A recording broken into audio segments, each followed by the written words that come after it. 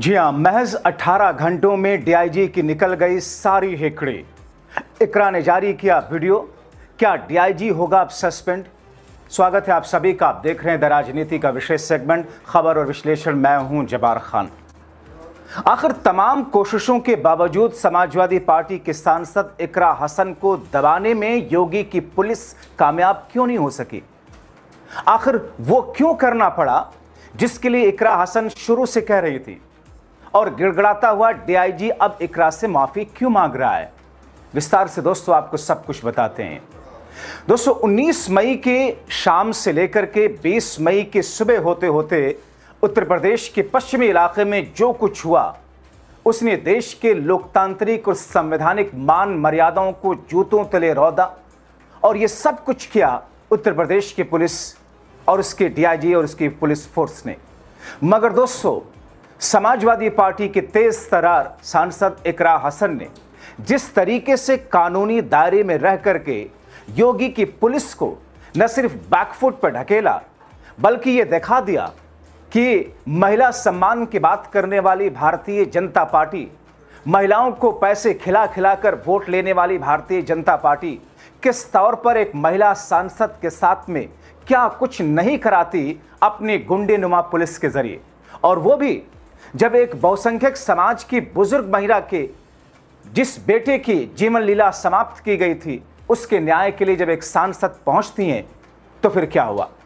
दोस्तों आपको इकरा हसन के वो वीडियोस दिखाएंगे किस तरीके से थाने के अंदर या थाने परिसर में इकरा को गलत तरीके से छूने की कोशिश की गई, किस तरीके से अभद्रता की सारी पराकाष्ठा की गई और किस तरीके से इकरा हसन के साथ में अखिलेश यादव और समाजवादी पार्टी के साथ विपक्षी दूसरी पार्टियां, कांग्रेस पार्टी और दूसरी पार्टियों के साथ आने के बाद में अब मामला बिल्कुल उलट हो गया है। लेकिन दोस्तों उससे पहले आपको अपडेट दें कि इकरा हसन दरअसल अपनी बात पर अड़ी रही कि डीआईजी हो, एसपी सिटी हो या फिर डीजी उत्तर प्रदेश हो, डीजीपी हो या फिर एडीजी कानून व्यवस्था क्यों ना हो, जिस बात को जिस न्याय के लिए वो यहां पर पहुंची हुई हैं उस पर अब वो पीछे हटने वाली नहीं है। और यही वजह थी कि इकरा हसन ने क्या कहा था कि आप मुझे गोली मार दो, हम सबको जेल भेज दो, फांसी पे चढ़ा दो, कुछ भी कर दो, हम यहां से हिलने वाले नहीं। और फिर जब वीडियोस सामने आए, जब स्थितियां हद से ज्यादा आगे बढ़ने लगी तो फिर देर रात उसी डीआईजी को, उसी एसपी सिटी को जो अपनी अकड़ में एक सांसद, महिला सांसद के साथ में बदतमीजी कर रहा था, उसे बैकफुट पर आना पड़ा। दोस्तों डीआईजी की बदतमीजी के बाद इकरा ने क्या किया, कैसे डीआईजी बदतमीजी कर रहे थे वो आपको दिखाते हैं। मगर उससे पहले सपा सांसद इकरा हसन ने जिस तौर पर, जिस तरीके से एसपी सिटी व्योम बिंदल पर जिस अंदाज में गुस्सा निकाला, उन्होंने क्या कहा कि आप अपनी तानाशाही के हिसाब से कार्रवाई कर रहे हैं, हर आदमी को कमजोर समझ रखा है, गोली चला दोगे, आप मार दोगे, हमें फांसी चढ़ा दोगे, कुछ भी कर लो, डरने वाले नहीं हैं हम। प्रोटोकॉल तो छोड़िए, आप में इंसानियत तक नहीं। दरअसल शुरुआत में इकरा हसन आईना दिखाने की कोशिश करती रही, लेकिन ये वो पुलिस है जो पीड़िता के खिलाफ ही, उसके परिवार के खिलाफ ही केस बना देती है। कुलदीप सिंह सेंगर के केस में आपने देखा कैसे पीड़िता के खिलाफ, उसके परिवार के खिलाफ ही उल्टा केस बना करके उसे जेल में ठूस दिया गया था। कैसे एक पीड़िता की एफआईआर तक दर्ज नहीं की जा रही थी। और वही यहां भी हुआ था। कैराना से सांसद इकरा हसन बहुसंख्यक समाज की एक बुजुर्ग महिला को लेकर जिसके बेटे की हत्या कर दी गई थी, उसके न्याय के लिए जिसमें कुछ लोगों की गिरफ्तारियां हुई लेकिन बाकी लोग दंदनाते घूम रहे हैं, इसी सिलसिले में डीआईजी से मिलने के लिए गई थी। मगर दोस्तों वहां क्या हुआ, धरने पर मजबूरन बैठना पड़ा। इकरा हसन ने सरकार की कानून व्यवस्था को कटघरे में खड़ा किया। आपने देखा, हमने दिखाया। ये सरासर किस अंदाज की तानाशाही उत्तर प्रदेश की पुलिस थी। आज अगर पीड़िता की नहीं सुनी जाएगी तो ये प्रशासन किसकी सुनेगा, ये पुलिस किसकी सुनेगी? कानून व्यवस्था का क्या यही मतलब है? क्या यही 2017 में के बाद जब उत्तर प्रदेश में योगी सरकार आई, 2022 में सबसे बेसिक नारा जो योगी सरकार ने दिया कि बदलाव साफ है, कानून व्यवस्था को लेकर, महिला सुरक्षा को लेकर, इन सारी चीजों को बेस और बुनियाद बना करके योगी सरकार ने चुनाव जीता। और फिर कानून व्यवस्था के मुद्दे पर, महिलाओं की सुरक्षा के मुद्दे पर किस तौर पर उत्तर प्रदेश की सरकार बैकफुट पर है, उसकी पुलिस की गुंडेनुमा छवि जो दिखाई दे रही है, जाहिर तौर पर वो अपने आप में सब कुछ बता रही है। अब दोस्तों, इकरा हसन जिस अंदाज में लड़ी, जूझी, कानून के दायरे में रहकर, संयमित रहकर, प्रशासनिक व्यवस्था को आईना दिखाकर, पुलिसिया जो गुंडेनुमा जो एक्टिविटी की गई उसको तोड़ करके, इसीलिए इकरा हसन ने बैकफुट पर ढकेलने में डीआईजी समेत पुलिस विभाग को कामयाबी हासिल की है।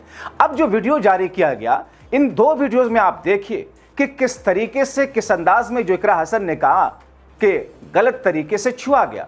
नहीं, अपने ऑफिस में हाथ मत लगाइए, नहीं, हाथ नहीं लगाइए, हाथ मत लगाइए। हाथ नहीं लगाया, हाथ नहीं लगाया, अभी लगाया आपने, अभी लगाया आपने, अभी लगाया आपने। तो क्या कहना चाहेंगे मैडम, क्या तानाशाही हो रही है?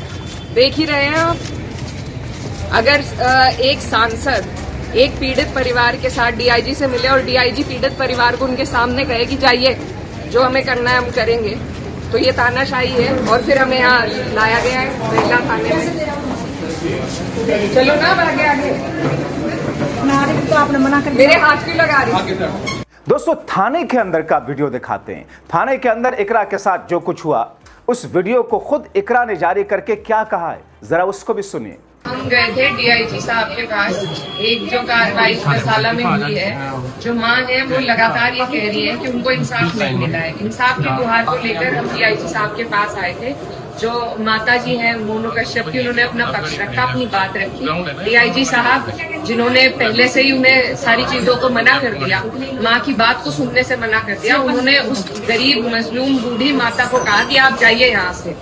मैं उनके साथ गई थी, मुझसे वो बर्दाश्त नहीं हुआ और फिर डीआईजी साहब वहां से खुद उठकर चले गए। तो हम बाहर आए, हम बाहर आकर दोबारा एक एप्लीकेशन बनाने की योजना में थे, बात कर रहे थे, तो ये सब हम पे चढ़े पुलिस वाले कि यहाँ पे हंगामा मत कीजिए। हम पार्किंग में थे, हम सड़क पे नहीं थे।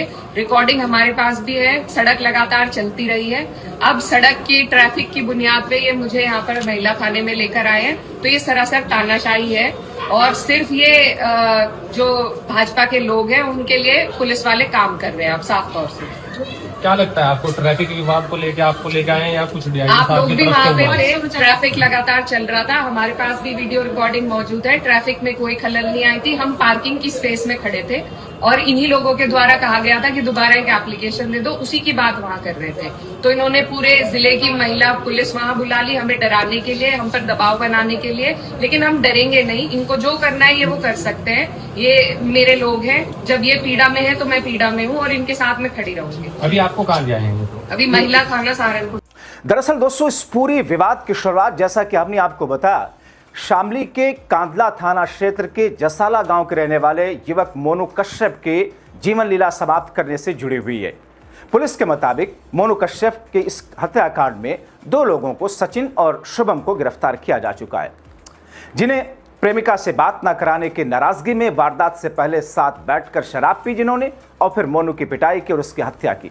और इसी मामले में किस तौर पर, यह पुलिस का वर्जन है, लेकिन किस तौर पर पुलिस इसमें पक्षपात करती रही, कैसे दूसरे लोगों को बचाने की कोशिश करती रही, और इसी मुद्दे को लेकर के कि आपने 2 लोगों को पकड़ा तो सही, लेकिन बाकी लोग दंदनाते घूम रहे हैं। एक बुजुर्ग महिला अपने लोगों के साथ जब डीआईजी के पास जाती है, उसी बुजुर्ग महिला को एक तरीके से हिरासत में ले लिया जाता है, उनके लोगों को गिरफ्तार कर लिया जाता है। और इसीलिए उनके सपोर्ट में इकरा हसन जब पहुंची तो बाकायदा महिला इंस्पेक्टर बुलवा करके, फोर्स बुलवा करके इकरा हसन को थाने में ले जाया जाता है, उनके साथ में बदतमीजी की जाती है। और ये सारी की सारी चीजें थाने के अंदर सीसीटीवी कैमरे के सामने हुई है। क्या हिम्मत है उत्तर प्रदेश की पुलिस प्रशासन में कि उन सीसीटीवी फुटेज को जारी करे, रिलीज करे? क्योंकि दोस्तों, जो कुछ हुआ उन तमाम चीजों को लेकर के अब पुलिस की तरफ से सफाई देने की कोशिश की गई कि नहीं, हमने तो महज वहां पर कानून व्यवस्था बनाने की प्रक्रिया के तौर पर आगे कार्रवाई की थी। जबकि दोस्तों, क्या कह करके उन्होंने हिरासत में लिया था कि साहब रोड जाम कर दिया गया, ट्रैफिक को बाधित कर दिया गया था इकरा और उनके समर्थकों के जरिए। जबकि दोस्तों, रोड खुला हुआ था, थाने के परिसर में और पार्किंग की तरफ ये लोग अपनी आवाज उठा रहे थे। और जैसा कि इकरा ने बताया कि हम तो इनके खिलाफ में शिकायत और एप्लीकेशन लिखने की तैयारी कर रहे थे कि इसको लिखा जाए, और तभी इन्होंने सबको घसीट करके महिला पुलिस इंस्पेक्टर को बुला करके सबको थाने में ले जाकर के हिरासत में ले लिया गया।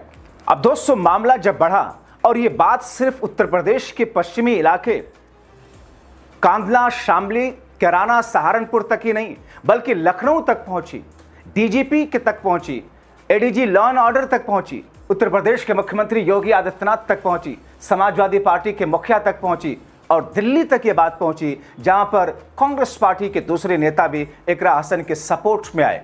जाहिर तौर पर यह वो मुद्दा है जिस पर किसी भी तरीके का रिस्क मौजूदा वक्त में योगी सरकार लेना नहीं चाहती।